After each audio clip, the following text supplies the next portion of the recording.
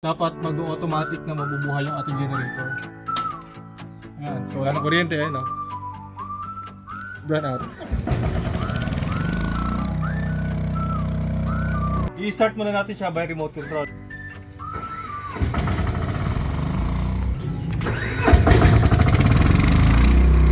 Maganda to. Ayan mga ka-Best Buys, meron tayo ngayon dineliver sa Patak, Galimuyod, Ilocos Sur. So silipin niyo yung ating dineliver dito kay Sir Ronald Gulmayo. Philiking 12,000 STRA. Ewan ko ba mga ka-Best Buys? Bakit lahat yata ng mga taga-US na kliyente natin dito sa bandang norte, ang paborito nila itong 12,000 STRA. Deliver, installation, and supply. So kung makikita ninyo, meron siyang breaker, 60 amperes, dati wala. Nilagyan din natin ng ATS and manual transfer switch. So ang kagandahan dyan mga ka-Best Buys, if ever na magkaroon ng failure, yung ATS, may backup ka pa na manual. So dito naman sa generator natin, silipin natin. Ang ating generator mga ka-Best Buys, may key start, may remote start, at automatic nga. So mga ka-Best Buys, Sir Roel, so siya yung nag-receive ng ating generator dito in behalf of Sir Ronald. I-start muna natin siya by remote control.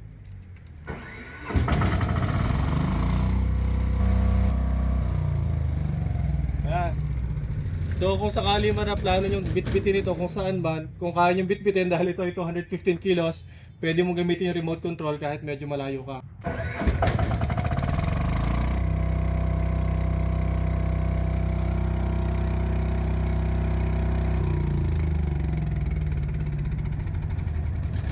Makikita natin, naka-automatic na siya, naka-auto, ayan.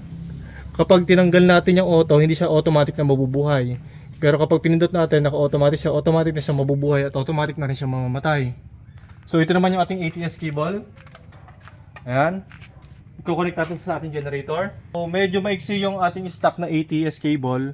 Kaya naman inilapit muna natin yung ating generator. Pero meron naman po tayong mas mahabang mga ATS cable na mabibili sa shop lang din naman.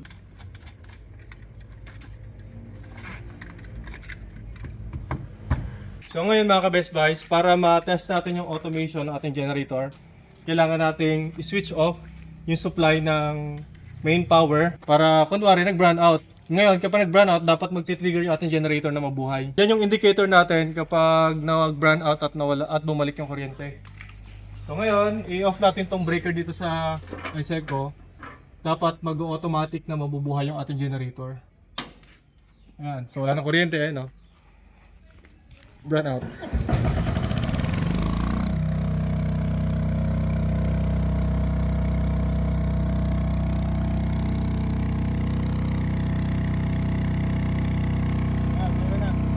May power na yung generator. Ayan, may ilaw na rin. So ngayon, meron tayong ilaw, tapos meron tayong napakalaking aircon. Napakalaki niyan. Good.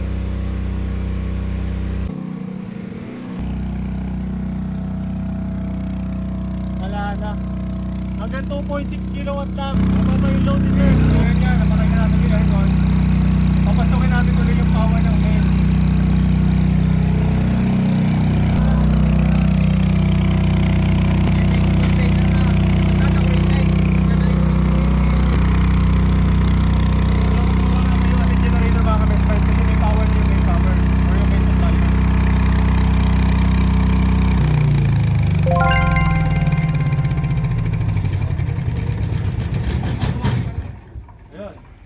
So, gano'n lang. Pag bumalik yung power ng mains, mamamatay na po sa yung generator kapag nawala yung supply or nag-run out. So, napakalaki ng generator na kinuha ni sir kasi 10 kilowatt rated dito. I-test naman natin yung manual type.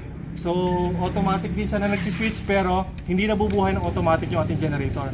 So, ang purpose nun mga ka-Best Buys, kapag nawala ng power or kapag nag-failure yung ating ATS, meron tayong backup na manual transfer switch. So, ituro namin sa inyo kung paano. Ito yung gagamitin natin pang manual. Dito naman siya sa saksak. Pinatay natin tong breaker.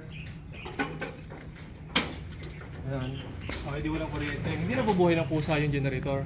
Pero pag binuhay mo na manually yung generator by key start or Manual din. mabubuhay ngayon yung supply sa loob.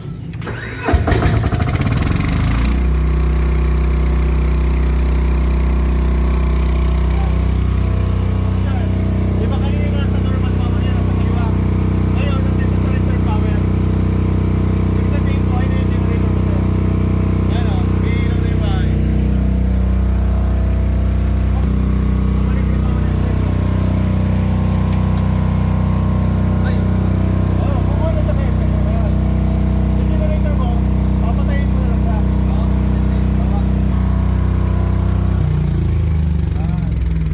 Mga ka-best buys, nandito nga pala tayo sa Patak, Kalimuyod, Ilocos Sur. first impression nyo sa itsura ng ating generator. Ako lang, maliit lang.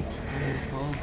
Yung yung nakita ko na ng personal, laki pala, hindi lang. So sir, ano naman ang nagustuhan yung features ng ating generator?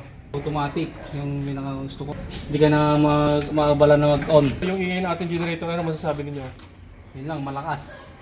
Sana normal lang siya kasi malaki eh. Yan. Mga ka-best buys, kapag tayo ay nagkaroon ng generator na diesel, huwag kayong aasa na mahina ang tunog nun. Kasi diesel generator yan. Diesel.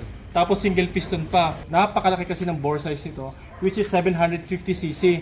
Kaya naman, wala kang aasahang tahimik sa isang malaking makina. At syempre, ang malaking makina ay nagbibigay ng mas malaking power output. Maganda to.